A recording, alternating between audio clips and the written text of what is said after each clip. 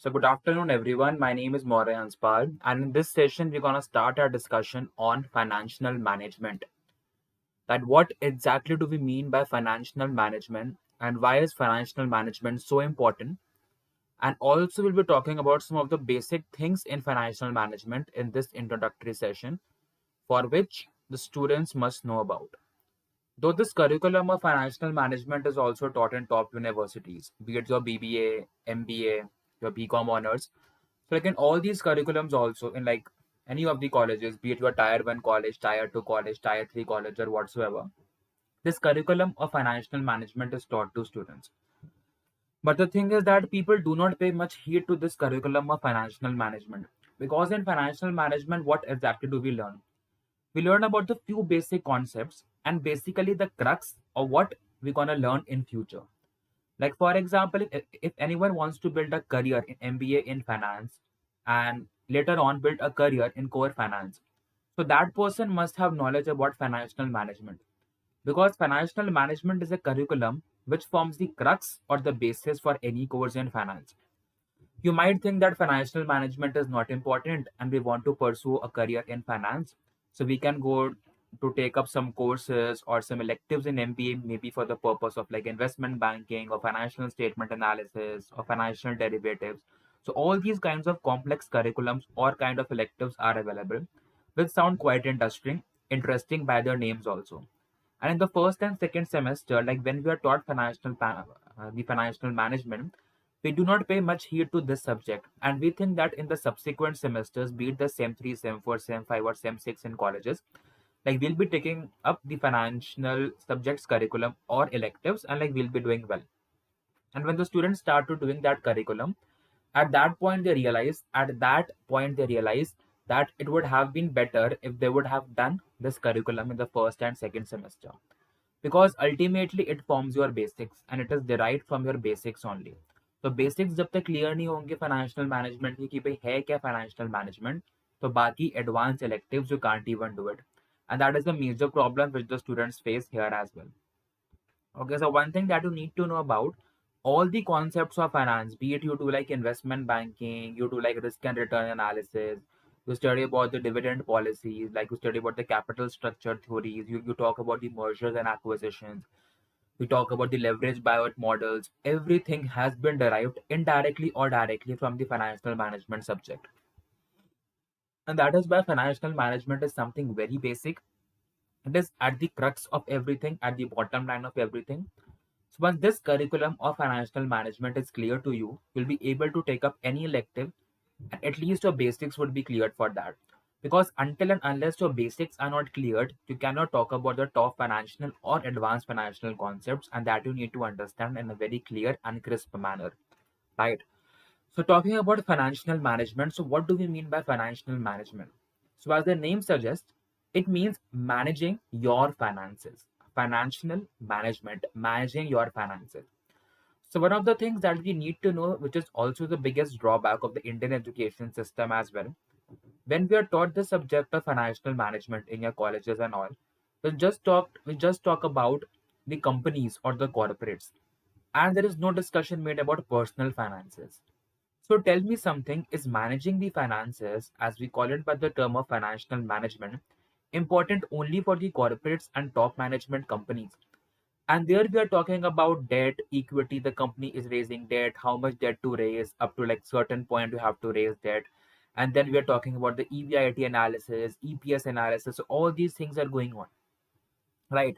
But no one is damn bothered that financial management is something which is important for personal finances also, which people get to ignore. Also, the second biggest assumption or stereotype which people face is financial management is something which is only essential for those people who want to build a career in finance and nowhere else. It is again completely wrong. Just tell me one thing. When like you were in school or when you were in the initial years of your graduation, at that time 95% of us we do not know that which stream we gonna go in future. Like we're gonna take finance or marketing or HR or operations. या पढ़ाई छोड़कर like we'll be going for some skill building work, right? Like maybe like someone might be good in dancing or like someone might be good in singing or someone might want to build a career like into the fashion industry or Bollywood industry. So that things are something different. 95% of us do not even know that what we want to do. In career, we might know, but we do not know the path through which we want to go. And a large number of people also do not even do the Masters of Business Administrations or MBA, where we have a clear cut definition of the 4 or 5 streams: marketing, finance, HR, operations at that time. Right. So that time people tend to say that financial management is just for the people who want to make their career into the field of finance. So again, that is something is wrong. Though from the company's point of view, you can be like 40 to 50% correct, because in a company, the people who are good in finance or have pursued a career in finance, maybe MBA or BBA, कुछ भी करा है, they would be getting a core finance job. Okay, but but when we talk about personal finances, then be it a person who is pursuing marketing, be it a person who is pursuing human resource management, HR, be it a person who is pursuing like marketing, HR, operations, or digital marketing, or any of the streams, statistics, analytics, hospital management, जो भी कर रहे हो. In personal finance, the financial management is important. Okay. So basically, we can link this concept of financial management to financial literacy also in some part of the scenario. And if you are interested to know about financial literacy, you can go through the subsequent sessions and the playlist, which is a separate playlist on financial literacy. Okay. So like coming back to personal finances. So this concept of financial management is also used to manage your personal finances. So let me give you a basic example. When we used to get pocket money, or like many of you must be like school or college students at the present state also, you people might be getting the pocket money, or maybe you used to get the pocket money at the earlier time when you do not used to earn. Okay. So when you used to get the pocket money, like for example, you got like 500 rupees per month as your pocket money. Then out of that 500 rupees per month, at least you're gonna think about it, how much you're gonna spend and where you're gonna spend. You cannot spend directly that whole note or that Paytm amount of like 500 rupees straightly on eating something. 500 rupees, you go to one restaurant, spend 500 rupees, and after that, you have nil value with you. Obviously, you won't do that unless and until you are a big fool. Okay. So you have to learn about, so like for example, like you got that 500 rupees with you. So now you have to decide that what exactly you have to do with that 500 rupees, right? Out of that 500 rupees, you might go out for shopping, like you might go going out for eating out, like you might go out like with the friends and all. But that is one thing, approximately 90% of your 500 rupees, 450 rupees will be spent on your friends, on eating out, on like tripping and all those stuffs. I'm just giving you a basic example. Okay. But like some of you who have knowledge about personal finances and financial management, who might be knowing about to the concept of saving money. Here I'm not talking about investment because that's again a separate topic. For all of those who must have a certain knowledge about savings, a large number of people might save at least 50 rupees from your 500 rupees, because ultimately you know that in the next month you'll be again be getting like 500 rupees from your parents, and 50 rupees will be for the previous month. And now in this present month, like, you'll be having 500 rupees like presently which your family gave it to you, and 50 rupees that you saved from the previous month. 550 rupees you have for this month. So just assume you save like 50 rupees in the second month only. So 100 rupees the total hui gaya. So this 100 rupees you have plus the 500 rupees you got in the initial, like in the new year. So you have 600 rupees, 500 for new and 50 for the previous year saved, previous month saved, and 50 for the previous month saved. Okay. So the greater the amount you save, the more amount that you have. And one thing that is quite uh, familiar with I am with people, like for example, if out of that 500 rupees you save 50 rupees, okay, and like 450 rupees you spend, so in the next month you'll again be asking for whole 500 rupees. You won't be asking for 450 rupees because everyone is very clever. And if our parents also ask us कि कितने खर्चा हुआ, and if we say them that 450 rupees खर्चा हुआ, तो they'll give 450 rupees खर्चा हुआ and 50 बच गए, then they will give us 450 rupees only, and that we know very clearly. Okay, so at the present scenario, at the present generation, it's quite clear that no one is honest. And 50 rupees, if simply you are saving, that you will just demand 500 rupees only more. Okay, so that is the scenario. So when you are getting that pocket money, or like you are getting money from any of the sources of finance, like be it like you are working in a corporate, and like you are getting your salary for the services that you are providing, again in that case you have a salary and you have to allocate that salary. how to allocate that salary and how much to allocate that salary. So that would be again a task that you have to take into consideration, because ultimately, like for example, like you get like 50,000 rupees salary per month. So now you're getting that 50,000 rupees. So now you have to bifurcate and allocate that 50,000 rupees. That how you gonna spend. You cannot just go to Taj Hotel or like any of the top restaurant and like spend like 50,000 rupees in 2 days, eat the costliest and costliest of items with no food and less quantity. No. Out of that 50,000 rupees, exactly you have to see that how much you have to spend on your rent. Like maybe like you might be living on like in some other state, and like you might have to pay some rent. Even it can happen that you are paying like the rent for yourself also. Okay, so like these things can also happen. There might be some traveling expenses, there might be some grocery, like you might be paying some EMI, like you might have taken some education loan, car loan, home loans. So for that purpose also, like you have to pay the loan amount, right? So these things also like you have to do. So again, if that 50,000 rupees you have got, you cannot just directly spend that 50,000 rupees blindly. You have to take into consideration a large number of factors before spending that 50,000 rupees, right? So salary mein like you are managing.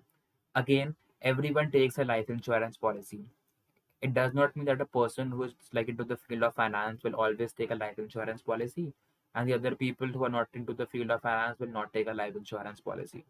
Here I'm talking about an average middle class family, because they have to take life insurance. You are not Tatas or Ambanis that you need not take the life insurance. And like if someone happens to any one of them, okay, yeah, like you have billions and billions of dollars in your bank account. Okay, so that is something the excessive scenario, but I'm talking about as a layman term, because it is much better to talk to you as a layman term rather than like blabbering about things and talking about a lot of unnecessary stuff. Okay. So ultimately, these things you have to take into consideration while you are doing all this. For example, how much salary that you have got and how much you have to allocate on all these scenarios. And again, out of that salary of like 50,000 rupees, you have to save also, and that thing you have to do. And some people also channelize their savings to investments. Not some. After this COVID-19 pandemic, people have realized that they need to have a secondary source of income, either through a side business or through an investment, between equity or bonds or the fixed instruments that can give them a fixed rate of interest, at least a fixed rate of interest for a longer period of time. And equity to hey, like for the purpose of taking more risk and more return. So they have got to realize that they need a secondary source of income, because people say that how much savings or how much liquid cash like you must have, either in the form of cash or in your savings account. They say six times of your monthly salary. Okay, like for example, if you're having like 50,000 rupees per month, at least 3 lakh rupees, that is 6 into 50,000, you must have as a liquid. Okay, but we everyone know that it's quite difficult to have like 3 lakh rupees, and 3 lakh rupees take a long time to accumulate. You cannot just take a loan from any of the banks outside and say मतलब कि 2,50,000 rupees हमको दे दो, and like we'll be keeping it like with ourselves, and like we'll be like repaying off the loan. No, that takes a sufficient amount of time.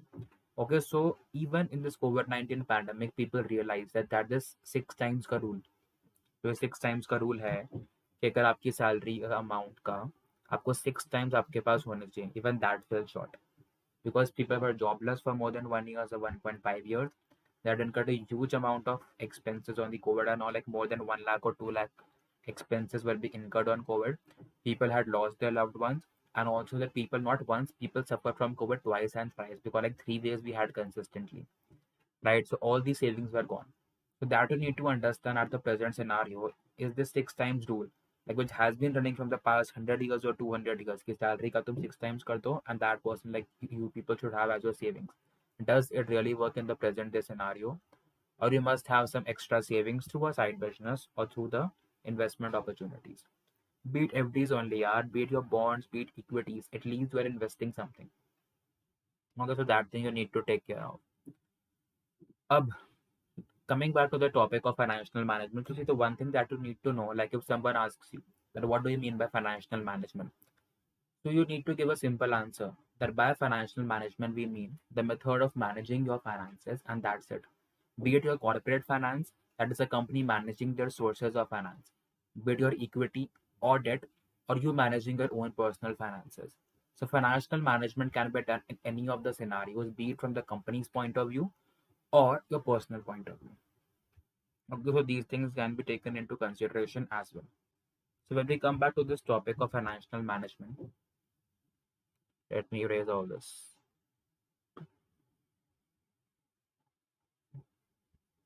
Yeah.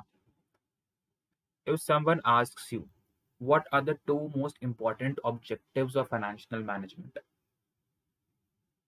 What are the two most important objectives of financial management from the company's point of view and not from your point of view? Okay, from the company's point of view. So it has two major goals or objectives. Financial management has your two major goals and objectives. One is a profit maximization,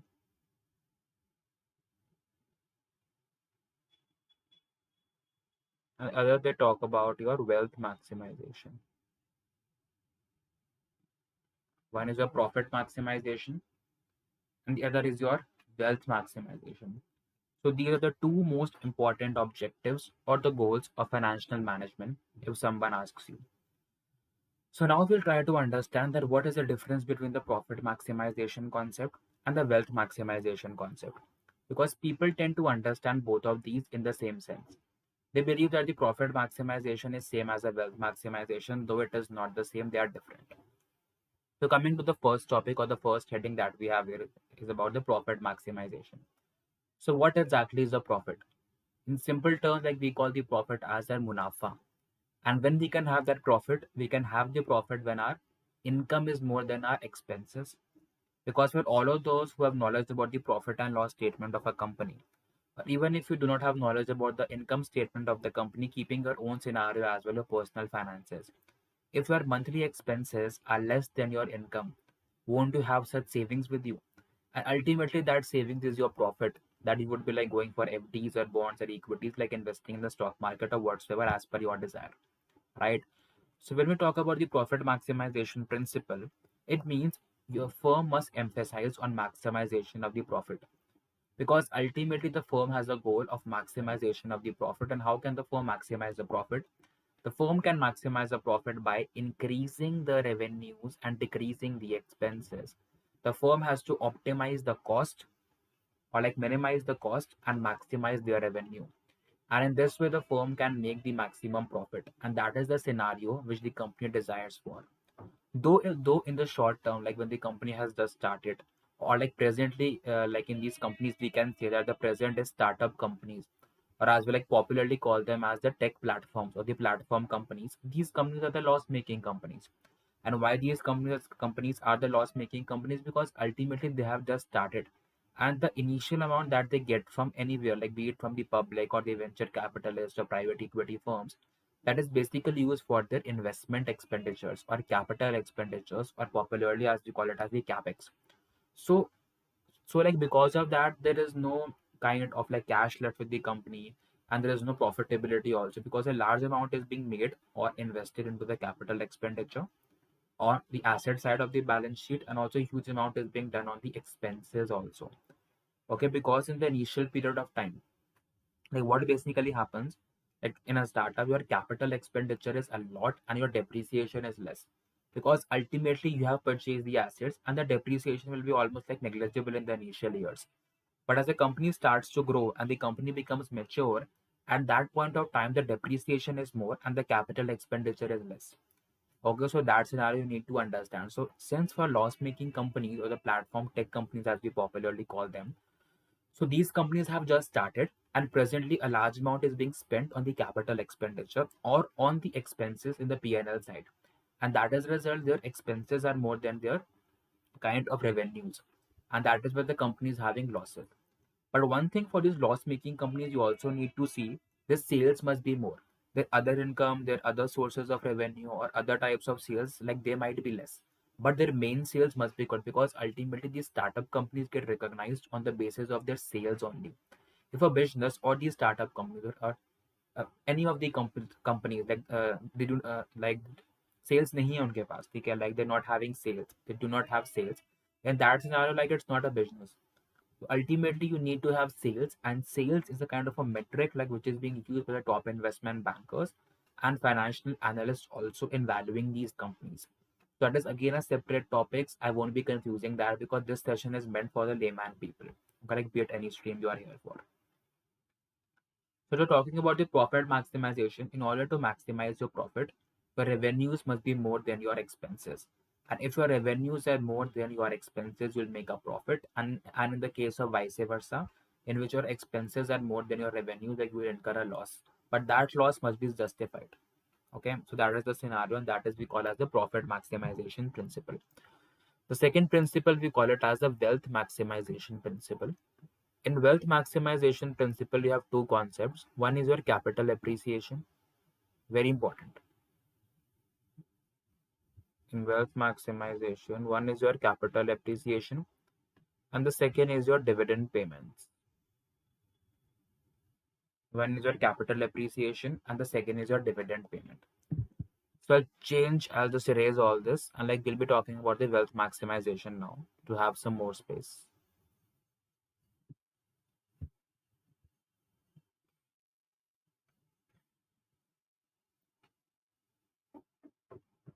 Just right here.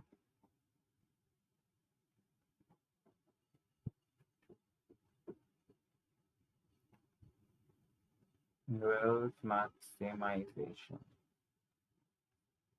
Now here you have your capital appreciation and dividend. Both of them are different. People tend to synonymize both of them, but that is something wrong. So what do you mean by capital appreciation? So just assume you bought a share of a company for 100 rupees. Company A का तुमने share खरीदा 100 rupees. Now if you have bought the share for 100 rupees, would you want the price of the share to rise or the price of the share to fall? Obviously, if you have bought the share, you want some profit on that. तुम चाहते हो कि share price बढ़े, तो तुम share price गिरने के लिए तो शेयर नहीं खरीदोगे. Basic common sense. So if you want, not if you want, we always want the share price to rise. So for example, if from 100 rupees, the share price rises to like 150 rupees or 200 rupees, so it means 50 rupees ka is the capital appreciation, or 100 rupees ka is the capital appreciation. It is not dividend. Okay, dividend is different from capital appreciation, and that I will talk about. Okay, so capital appreciation is nothing but the increase in the price of the shares. And अगर price of the share decrease हो रहा है, तो that's a capital depreciation or capital reduction or similar loss to you. Okay, so why the share price rises? It can rise on the basis of the market conditions. If the company is doing well, if the profits of the company is high, the company has cash flows, the company is fundamentally strong, the management commentary is good, the auditor's report is good, the company has good corporate news, some good projects, expansion, diversification plans in future. So obviously on the basis of both the microeconomic and macroeconomic conditions, the price of the shares would rise. Okay, so that is the concept of capital appreciation. The second thing you have here is dividend, and dividend is different from capital appreciation. What do we mean by dividend? If, for example, the company has made some profits in one particular year and the company has good cash flows, so over and above the capital appreciation, the company can give you dividend. So, dividend is nothing but the extra amount out of the profits or either the cash flows that the company wishes to give to its shareholders. And the people who have shares of the company, they would be entitled to dividend. Those who are not having the shares of the company, they won't be given the dividend. Okay, so dividend is simply an extra amount like which is being given by the company out of the extra profits or cash flows that the company has. Okay, like for example, the company say that I would be giving a 10% dividend. Okay, so this 10% dividend would always be paid on the face value and not the current market price of the share. Like for example, if I purchase the share at 100 rupees and the current price of the share is 200 rupees, अभी share को बेचा नहीं है मैंने, मेरे पास ही है. So this 10% it won't be paid on 200 rupees. This 10% won't be paid on 100 rupees also. It would just be paid at the face value or the par value, the initial value at which the share came in the market. The first face value basically or the first par value. अब हो सकता है कि 10 rupees का हो, तो वो 10 rupees of 10, that is just 1 rupee the person will get per share. Okay, अगर 2 rupees, अगर दो shares हैं तो 2 rupees मिल जाएगा and so on. Okay, and one more thing you need to understand face value, because still people are confused about कि dividend face value पर मिलता है या current market price पे मिलता है. You always get the dividend at the face value. Okay, the second scenario is, does the company always declare dividend? No, not all companies declare dividend. Some companies declare dividend like whenever they want to. The second scenario is some companies never declare a dividend. And the third scenario is some companies follow a policy of stable dividend कि हमें dividend देना ही देना है. Okay, The second question people ask about is dividend paid only when the company has profitability, right? No. The company can also pay dividend if the company has losses. And that is why I stressed upon the point of company having good profits and cash flows, right? Because if the company has cash flows or if the company has some amount in the general reserve also, which the company thinks like it won't be using for expansion diversification plans, in that case the company can give up that amount as dividend also. So it is not always that a profit making company would be giving dividend. Even a loss making company can also give dividend. Okay, and that is the very important scenario that you need to understand and learn about. Okay, so the dividend are not always paid from the profits. Ultimately, they're paid from the cash flows of the company or the general reserves of the company, like which can be used for any of the purposes. Okay. Now the question comes into play that how much dividend to be paid. Okay, now this is a matter of concern because ultimately जब company को profits होते हैं, the one part goes towards dividend and the other part goes towards your RE, the retained earnings. So people tend to conflict among the two.